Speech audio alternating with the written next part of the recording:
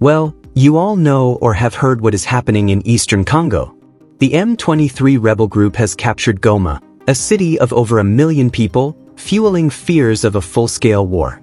For over 2 decades, this silent war has ravaged the Eastern Democratic Republic of Congo.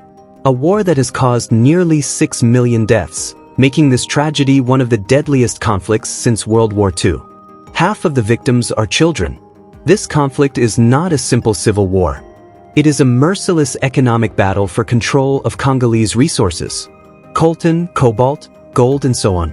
These minerals essential to our smartphones, batteries, planes, and defense industries are at the heart of the chaos that is bloodying Kivou. Behind armed groups like the M23, there is a well-oiled system where foreign powers pull the strings. Rwanda, accused of looting Congolese resources, is not acting alone. It benefits from the direct support of the United States and the European Union. In this video, we will reveal the real perpetrators of this plunder, demonstrate how the West is fueling this war, and explain why it is urgent to act.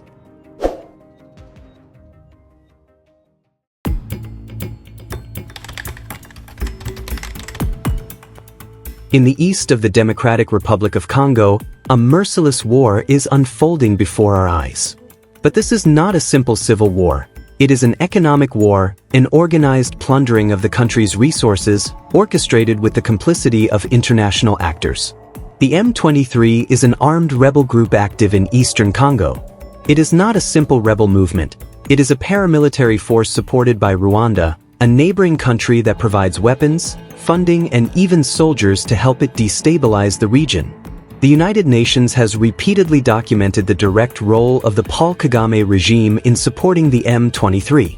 This is not speculation, it is a proven fact. The UN Secretary-General himself has urged Rwanda to stop its interference and withdraw its troops from Congolese territory. It is now time for the Security Council to act. Millions have been displaced, thousands are trapped in the besieged city of Goma with restricted access to food, water, electricity, security. Countless lives have been lost. Enough is enough. Rwanda cannot be allowed to continue to act with impunity, and I therefore called on the Council to act in defense of the principles of multilateralism and international law. But why is this group so active? Why does it enjoy such powerful support?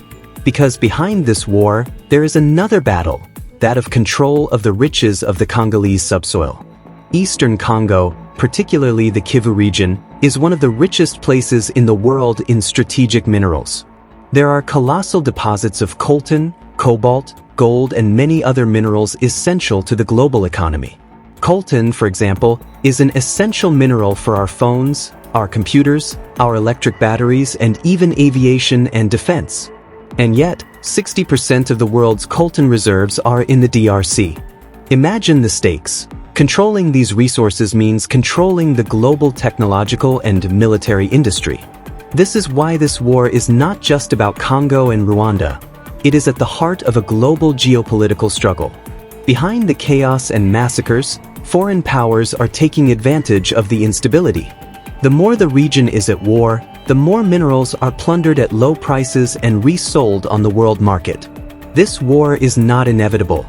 It is maintained to serve colossal economic interests. And those who claim to defend democracy and human rights are the same ones who fuel this massacre.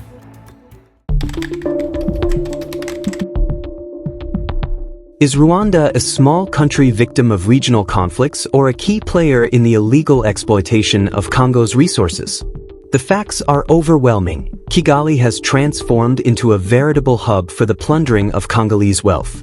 For years, numerous international reports, including those of the United Nations, have documented Rwanda's role in the massive theft of Congo's resources.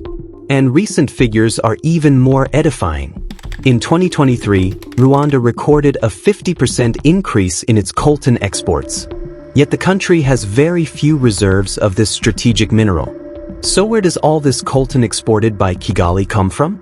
The answer is simple. It is plundered in the DRC and illegally transported to Rwanda. Further proof, the M23 controls the town of Rubaya, a key mining site that alone produces 15% of the world's coltan. This occupation is no accident.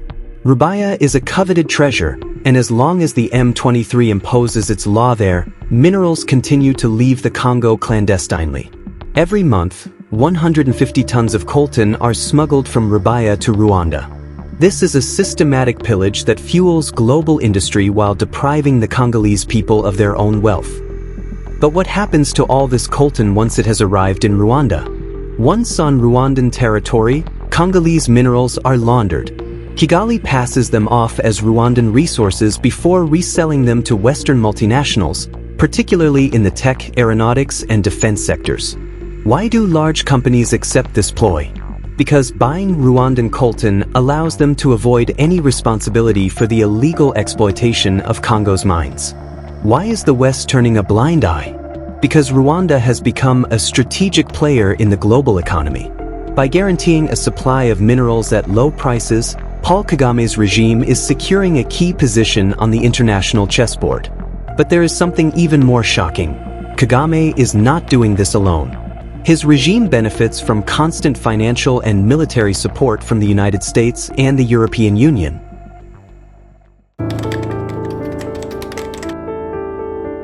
The truth is there. The war in the DRC is not only an African tragedy, it is an economic war organized for the benefit of multinationals and those who support them. Rwanda is not a simple regional actor. It is at the center of the plundering of Congolese resources with the blessing of the great powers. Rwanda receives significant financial and strategic support from the West, particularly from the European Union. In 2023, the EU invested more than €900 million in Rwanda under the Global Gateway Program, which officially aims to support the Rwandan economy, infrastructure, and health sector. However, this investment also includes a partnership on strategic raw materials, a sector directly linked to resources plundered in Congo. The European Union also finances the Rwandan army through indirect programs. In 2024, it approved €20 million to support the deployment of Rwandan troops in Mozambique. Funding that, although intended for the fight against terrorism, indirectly strengthens Kigali's military position. Poland, for its part, has established military cooperation with Rwanda, including by providing equipment and technology. This military support could play a role in Rwanda's ability to maintain its influence over rebel groups operating in the DRC. The European Union is not only investing in Rwanda, it is also strengthening its supply of critical raw materials there. In February 2024, the EU signed a strategic agreement with Kigali on mineral value chains, notably to secure access to coltan and cobalt. However, in April 2024, the M23 captured Rubaya, a key site for Congolese coltan.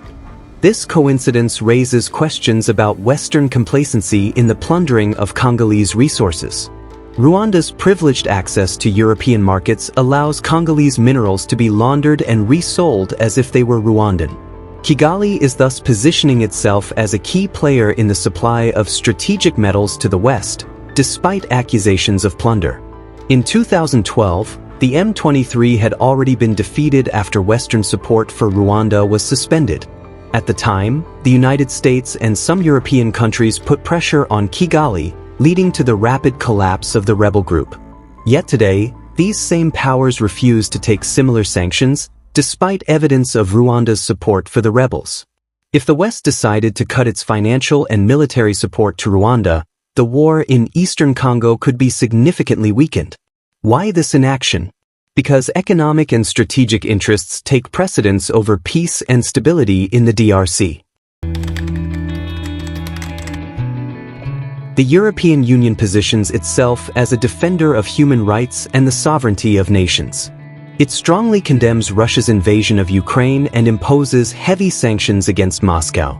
Yet this same Europe is indirectly financing an invasion of the DRC by supporting Rwanda economically and militarily, despite overwhelming evidence of its involvement in the plundering of Congolese resources. Where is the outrage over the millions of deaths in the DRC? Where are the sanctions against a regime that finances rebel groups and violates the sovereignty of an African state? This silence speaks volumes about the West's real foreign policy in Africa, defending its economic interests, regardless of the human cost. It is crucial to put pressure on Ursula von der Leyen, President of the European Commission, and Kaja Kallas, EU Foreign Minister, to demand an end to support for Rwanda. Let's write to them, challenge them on social media, demand accountability. Share this video widely. The truth must be known. The more we talk about it, the more we create awareness that can force decision-makers to act. History has proven that popular pressure can change things. Let's denounce Western involvement in this war and demand an end to funding for Rwanda as long as it continues to support armed groups in the DRC. Every voice counts. Every action has an impact. Let's not remain silent in the face of injustice. Africa can no longer be the playground of multinationals and foreign powers.